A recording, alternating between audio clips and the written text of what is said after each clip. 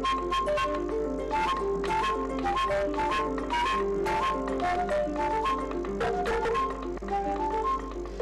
et messieurs, bonsoir. Merci de votre attention et bienvenue dans cette édition dont voici le sommaire. La lutte contre la pêche illicite en Guinée, un accord a été signé au siège de la FAO à Rome entre la Guinée et l'institution en présence du chef de l'État, professeur Alpha Condé.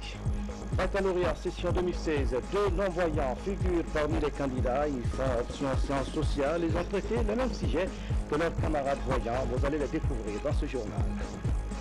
Les médicaments de rue tuent. Les étudiants de la faculté de pharmacie engagent une campagne de sensibilisation contre ce fléau. Conakry, 11 juillet 2016. Merci de l'attention. Le président de la République, professeur Alpha Condé, poursuit son séjour de travail à Rome, en Italie. Ce lundi, un accord relatif aux mesures du ressort de l'État du port visant à éliminer la pêche illicite a été paraphé. C'est le début de la nouvelle ère en matière de lutte contre la pêche illégale en Guinée. La cérémonie a eu lieu au siège de la FAO à Rome. Les précisions dans ce reportage de notre envoyé spécial, Sanassi Keita. 32e sommet du comité sur la pêche organisé par la FAO. En toile de fond, le lancement officiel de l'accord relatif aux mesures du ressort de l'État du port visant à prévenir, à contrecarrer et à éliminer la pêche illicite, non déclarée et non réglementée. Professeur Alpha Condé a été choisi par les responsables de la FAO comme président d'honneur de cette cérémonie, compte tenu surtout des résultats enregistrés en Guinée ces 4 derniers mois dans la lutte contre la pêche illégale. Dans le cadre de mise en œuvre de la stratégie mondiale de lutte contre la pêche illégale non déclarée et non réglementée, la FAO a développé un accord contraignant sur les mesures de ressort de l'État du port. C'est un plaisir pour moi d'annoncer aujourd'hui que la Guinée a adhéré le 3 juin dernier à cet accord. Adhésion qui marque une étape logique dans la mise en œuvre de réformes importantes entamées par mon gouvernement dans le cadre du renforcement de la bonne gouvernance des pêches en Guinée. Ces réformes ont permis à mon pays de se doter d'une nouvelle stratégie de pêche 2016-2020 et d'un plan d'investissement qui renforce des dispositifs de cohérence institutionnelle et politique du secteur. Le président de la République s'engage à œuvrer aux côtés de ses homologues du monde pour la réforme du secteur de la pêche en vue d'une gouvernance efficace. À cet effet, je m'engage à apporter mon appui dans la mise en place du capital politique nécessaire à nos pays pour la réforme du secteur de la pêche en vue d'une gouvernance efficace de ces vecteurs de développement. Mes initiatives en tant que qualité de champion vont venir renforcer les efforts déjà engagés par l'Union africaine pour la création d'un environnement favorable au dialogue sur les questions de développement du continent. La Guinée vient d'adhérer à cet accord relatif aux mesures du ressort de l'État du port visant à prévenir, à contrecarrer et à éliminer la pêche illicite non déclarée et non réglementée comme 27e État membre. Sur un autre plan, le président de la République s'est entretenu avec le président du FIDA. Les entretiens ont porté sur le développement de l'agriculture et la pêche en Guinée. Il a été question également de l'appui du FIDA en direction de notre pays, Sanassi Keita. L'agriculture au cœur de la politique de développement du président de la République. Et c'est pour justement continuer à booster ces secteurs porteurs d'emplois et générateurs de revenus que professeur Alpha Condé est arrivé ce lundi au siège du FIDA, Fonds international pour le développement agricole. Objectif, échanger avec le président de cette institution internationale sur les immenses potentialités agricoles dont dispose la Guinée, en vue du soutien de celui-ci. Dans cette dynamique, Kanayo Wanze rassure de son soutien à cette politique engagée par le chef de l'État, professeur Alpha Condé. Je crois que la raison de mettre l'agriculture à la base de tout ce programme de développement du pays, parce que vous avez la potentialité, pas seulement au niveau couture vivrière ou bien couture des ventes, mais aussi au niveau de la pêche. Je crois que le fait que monsieur le président lui-même a pris le portefeuille de l'agriculture en main, lui-même, comme le ministre supérieur, si vous voulez, pour l'agriculture, le FIDA il a dit que pour cette période de 2016 et 2018, le FIDA met à la disposition de la Guinée une allocation de 30,5 millions de dollars. Ça, c'est vraiment pour renforcer la pêche en Guinée. Mais le FIDA aussi a d'autres possibilités de financement en mettant, en créant des possibilités d'avoir d'autres cofinanciers pour ajouter des contributions au niveau du programme financé par le FIDA. Pour moi, il faut un leadership, pas seulement au niveau politique, mais un leadership au niveau du développement et l'agriculture pour l'Afrique et en Guinée en particulier. C'est vraiment fondamental pour vraiment pouvoir transformer le pays à un pays exportateur, mais premièrement un pays qui nourrisse le citoyen guinéen d'abord. Et ça peut le faire d'ici au maximum 2020. 30,5 millions de dollars. C'est cette enveloppe que le FIDA compte mettre à la disposition de la Guinée pour renforcer le secteur de la pêche. Un appui salué par le ministre des Pêches, de l'Aquaculture et de l'Économie maritime. Le directeur du FIDA a annoncé l'octroi à la Guinée de 30,5 millions de dollars, dont 50% en dons et en prêt, pour permettre à la République de Guinée de diversifier ses activités dans le domaine agricole, mais notamment dans le domaine de l'aquaculture. Donc, comme vous le voyez, c'est un apport extrêmement significatif que le FIDA vient d'accorder à notre pays. Et ça a été l'occasion pour le FIDA de remercier le président pour son leadership, parce que la Guinée est l'un des rares pays à avoir acquitté complètement sa contribution en faveur du FIDA pour l'année 2016. Avec plus de 6 millions d'hectares de terres cultivables, la Guinée est aussi un pays riche dans le domaine de la pêche et de l'aquaculture. Deux secteurs clés mis au centre de la politique de développement du professeur Alpha Condé qui compte soutenir aujourd'hui le président du FIDA. Merci Salassi, notre envoyé spécial et très bon séjour à Rome. À Conakry, outiller les députés et l'administration parlementaire aux techniques d'élaboration du budget national. La démarche vise à renforcer les capacités des bénéficiaires en vue de leur permettre d'examiner minutieusement les questions budgétaires. La rencontre se tient grâce à l'appui financier de la Banque mondiale. Robert Siditolno signe son reportage. Ils sont députés à l'Assemblée nationale et fonctionnaires de l'administration parlementaire à être outillés dans le processus d'élaboration d'un budget national. L'enjeu est de renforcer les capacités des bénéficiaires de la formation pour une meilleure lecture du projet de budget jusqu'à son adoption définitive. Une initiative de l'Assemblée nationale avec un appui technique et financier de la Banque mondiale. Les députés sont là pour contrôler l'action du gouvernement. Pour le contrôler, il faudrait qu'ils soient informés comment le budget est élaboré, comment il s'exécute, quelle est la politique publique maintenant, parce que le budget d'un État est l'expression chiffrée de cette politique du gouvernement. La formation est axée sur plusieurs thématiques devant permettre l'appropriation par les députés des dispositifs législatifs et institutionnels d'un projet de budget national. C'est pour introduire les questions budgétaires auprès des députés, leur dire comment est-ce que le budget est élaboré, comment est-ce qu'en tant que député, dès qu'ils reçoivent le document budgétaire, comment est-ce qu'ils peuvent lire les documents budgétaires qu'on leur envoie. Également, comment est-ce qu'ils peuvent s'y prendre pour pouvoir voter le document budgétaire. Et également, comment est-ce qu'ils peuvent s'y prendre pour pouvoir suivre l'exécution du budget en cours d'année. La formation est en prélude aux travaux de l'Assemblée nationale relatifs à la session de la loi des finances initiales 2017. Présentation au ministère des Mines du rapport sur la campagne géodésique, un système qui permet de mettre en réseau pour mesurer les données géologiques. C'est une innovation du programme d'appui à la gouvernance dans le secteur minier. Les précisions de notre reporter avec Ablé Diallo. Présentation du rapport de la campagne géodésique sur le secteur minier guinéen. C'est une innovation du programme d'appui à la gouvernance dans le secteur minier pour mesurer toutes sortes de données géographiques. Elle consiste à mettre un réseau géodésique matérialisé au sol par des bornes de fonds de durabilité de 500 kg identifiés dans le cadastre minier.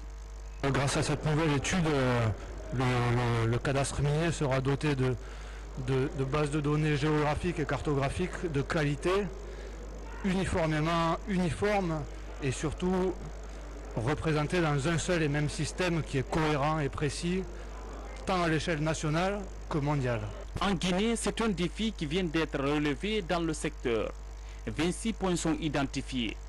L'Institut national de géographie est la principale structure bénéficiaire du réseau géodésique. Un système mondial de GPS WGS 84. Le réseau géodésique national de premier ordre dont on parle aujourd'hui, c'est vraiment un acquis, parce que nous ne l'avions pas avant. Ce dont nous disposions, c'était un réseau géodésique exprimé en WGS 72. Or, nous parlons maintenant du GPS. Donc, je pense que la Guinée était peut-être dans la sous-région le seul pays encore qui était dans le système de WGS 72. Les cadres du ministère des Mines et de la Géologie saluent le travail abattu par les experts et promettent de s'approprier du contenu de ce rapport. Relance des activités de maraîchage dans la région administrative de Boké. Regroupées en association, les femmes ont réalisé cette année plusieurs hectares de culture. C'est dans le cadre du projet d'autonomisation féminine appuyé par le gouvernement et le réseau des jeunes filles de l'espace francophone, une action qui vise à promouvoir l'autosuffisance alimentaire. Younous Atawel Kamara.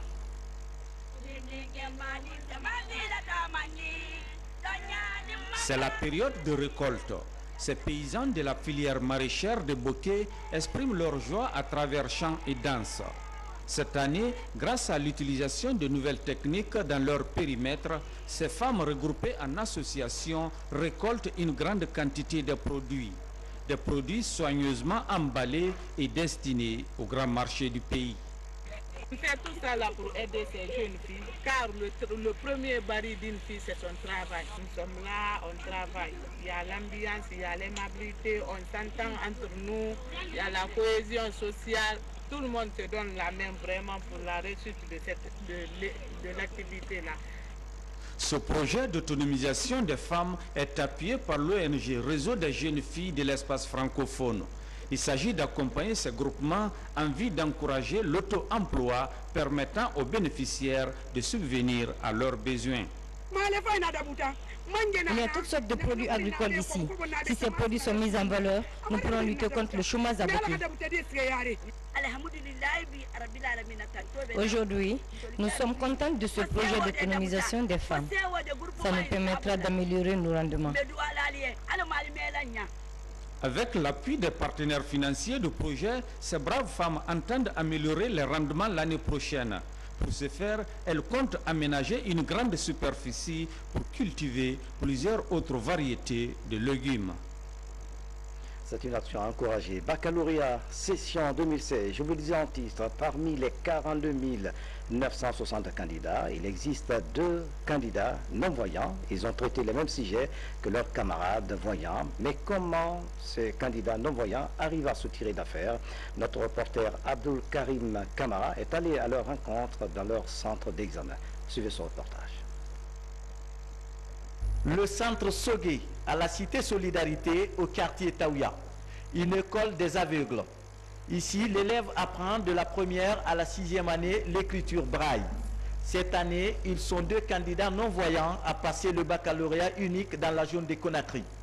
Munis de leur tablette, Ismaël et Fatmata Diaraï traitent les mêmes sujets que les élèves voyants. Malgré leur handicap, les 2 candidats se tirent d'affaire dans la salle d'examen. Vous savez, toutes choses, il faut une adaptation, une formation. C'est toujours, on a commencé par une formation, comme tous les autres d'ailleurs. On passe comme ça la tablette, on ferme, après on écrit. Quand on écrit, on pique par là et ça sort de l'autre côté. Maintenant, on fait ressortir, oui. Comment vous nous déchiffrez bien? Comment nous nous déchiffrons, c'est en tout ça. Voici ici les épreuves qu'on nous a données aujourd'hui.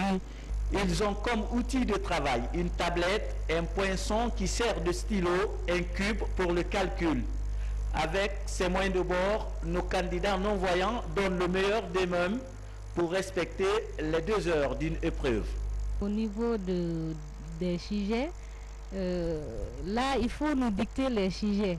Maintenant, le temps de prendre les sujets, ça trouvera que déjà nos amis, eux, ils ont commencé de traiter pour eux. Donc c'est le temps là qui fait défaut. Le professeur, il lit.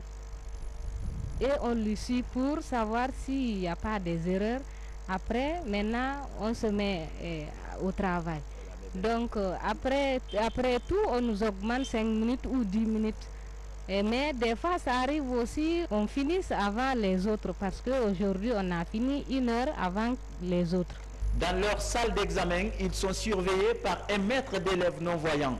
Ce dernier leur transmet le sujet après l'avoir retranscrit en écriture braille à l'aide de cette machine appelée Perkins. Nos enfants écrivent en braille, nous-mêmes nous écrivons en braille, mais nous préparons en noir. Et quand je dis on a des problèmes, c'est au niveau de documentation. Parce que tous les documents que les enfants voyants ont accès, nos enfants n'ont pas accès. Nous sommes sur les concours nationaux, on a les mêmes sujets. Les documents pédagogiques ne sont pas transcrits en braille. Par exemple, aujourd'hui, on nous donne les dissertations. Ils n'ont pas accès aux romans. Seulement ce que le professeur donne en classe, ils se contentent de ça. L'écriture des malvoyants a été inventée en 1821. Elle porte le nom de son inventeur, le français Louis Braille. Le centre Sogué est la seule école des non-voyants en Guinée.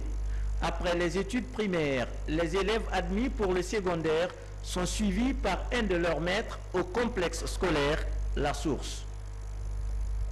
L'autre image de l'actualité nationale, les médicaments de rue tuent en Guinée. L'utilisation des produits contrefaits devient un véritable problème de santé publique. Les étudiants de la pharmacie se lancent dans la sensibilisation des populations. Ici, on a actuellement les rues de la capitale pour expliquer les conséquences liées à l'utilisation des faux médicaments en Guinée. Un reportage de Maroufouba et Adia Toubari. Ces étudiants en pharmacie de l'université Gamal Abdel Nasser ont investi tôt ce matin les principaux axes routiers de Conakry. Leur mission, sensibiliser les consommateurs les plus sceptiques sur les dangers des médicaments de la rue. De pliant en main, ils les distribuent aux passants pour intensifier la campagne sur les risques liés à la consommation des médicaments de la rue. Quand tu pars voir un pharmacien, il te dira comment prendre ce médicament, à quelle dose le prendre, il te dira les heures pour le prendre. Mais tandis que quand tu vois une personne qui est dans la rue, qui est analphabète même comme toi, qui ne sait pas l'importance de ce médicament, qui marche avec ce médicament dans la rue, il ne sait même pas comment tu vas prendre ce médicament. Donc nous sommes là pour conseiller la population. Selon l'OMS, les médicaments de la rue tuent 8000 personnes chaque année à travers le monde. À Bambeto, ce groupe de passants se porte volontiers pour passer en langue locale le message de cette campagne baptisée « Halte aux médicaments de la rue ». Nous demandons aussi de demander aux pharmaciens d'apaiser les prix dans les pharmacies parce que c'est ce qui nous envoie vers les pharmacies par terre. Vous pouvez trouver un médicament dans la pharmacie qui coûte 20 000 francs, dehors c'est 10 000. Vous voyez, donc c'est 2 fois le prix. C'est ce qui fait que la population va de l'autre côté. Donc si la sensibilisation est comme ça, on comprend bien que ouais, c'est pas bon. Et nous voulons aussi qu'ils pensent à ce côté. L'initiative de ces étudiants trouve du soutien au syndicat des pharmaciens de Guinée. Avec cette campagne, ces pharmaciens en herbe comptent toucher plus de citoyens afin de freiner les décès liés aux médicaments de la rue en Guinée. Et puis, en plus bref, en images et formation des entraîneurs et animateurs de la Fédération de l'arc de tir à l'arc, une discipline sportive peu connue en Guinée. En Guinée, donc, la Fédération organise une formation à l'intention des entraîneurs et animateurs. Dans le quartier Kipé à Conakry, un cas d'assassinat a été enregistré vendredi dernier. La victime, Laï Touré, serait morte par suite d'étranglement à son domicile. Les services de la brigade anticriminalité ont ouvert des enquêtes. À ce jour, 2 personnes sont interpellées. Explication Mamaïsata Kamara. Un groupe de présumés malfrats dans les filets de la brigade anticriminalité. Parmi eux, 2 présumés assassins de Laï Touré, un Guinéen vivant alors en Belgique. Ils ont escaladé le mur. Ils sont descendus dans la cour. C'est le bruit de la porte qui l'a fait chuchoter du lit. Alors, se trouvant face à des individus inconnus, à des malfrats, il a voulu crier. Il a tenté de crier au voleur. C'est en ce que ces 3 gars-là l'ont pris. C'est à ce que le gars s'est étouffé complètement. Quand il s'est étouffé complètement, c'est en ce moment constatant que le monsieur était entre l'agonie et la vie et la mort, et l'ont laissé tomber à terre. Cela ne les a pas empêchés de s'introduire dans la maison et de se mettre à fouiller de fond en comble les armoires et autres, tout ce qui était là. Au finish, voilà ce qu'ils ont volé. Plus $600 et 270 000 francs guinéens qui ont trouvé sur M. Touré. Devant les caméras, les présumés accusés reconnaissent leur forfaiture.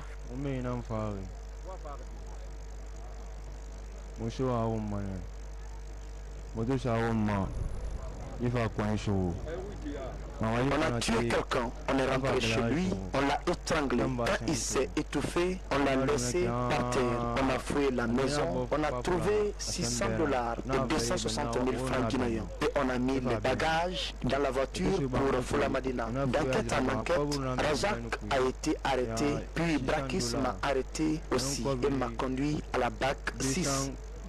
60 000. Donc enquête, on a traité la famille. Sur place, la famille de la victime, informée de l'arrestation des présumés assassins de Laye Touré, elle demande que justice soit rendue. Le frère du défunt est encore sous le choc. Son meurtre, pour ainsi dire, c'est comme un couteau planté dans le cœur de la famille Touré, qui partout où elle se trouve aujourd'hui ne fait que pleurer de douleur. L'arrestation de ces présumés bandits a été possible grâce à la collaboration des populations. Arrêtés ce samedi, ils sont logés depuis à la brigade de recherche de Matam pour des fins d'enquête. C'est un dossier à suivre. Journée porte ouverte sur Guinée Industrie. Les responsables de cette usine ont invité plusieurs personnalités évoluant dans les secteurs des transports et de la construction BTP. Objectif, présenter leurs produits au public. Adel Kamara. Cette journée porte ouverte est une opération séduction. Le groupe Guinée Industrie met l'occasion à profit pour exposer les aspects techniques de ces deux entreprises, GI Ciment et GI Tôle. Les échanges avec ces professionnels des BTP et des grands projets infrastructurels portent également sur le domaine d'utilisation des produits de l'usine. En tant que professionnel du secteur, j'ai été vivement intéressé. J'ai tiré quelques leçons. Je pense qu'un produit de qualité, même dans un pays où on dispose de peu de moyens, un produit de qualité peut se placer sur le marché, à condition d'en faire la bonne promotion auprès des concepteurs, architectes, urbanistes, constructeurs, entrepreneurs.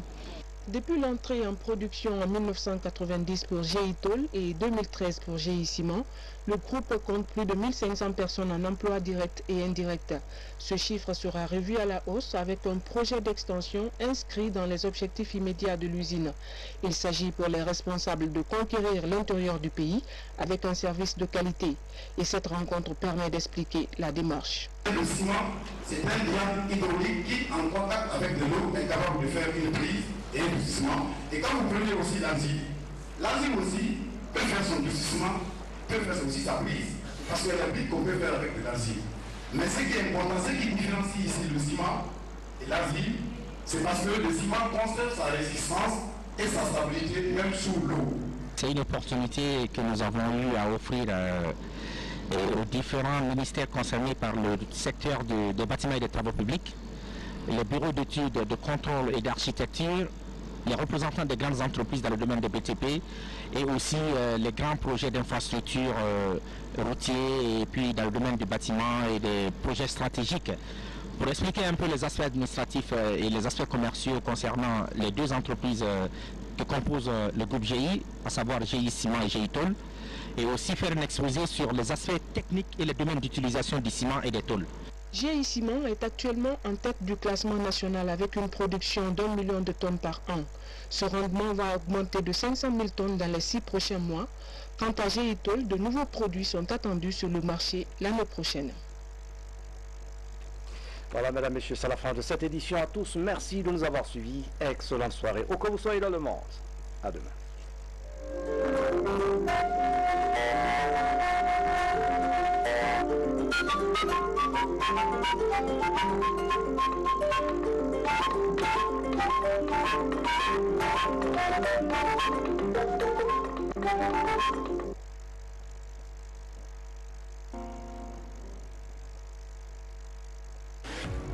La marque TCL, leader mondial de la climatisation, arrive en Guinée avec la Galerie Marifala.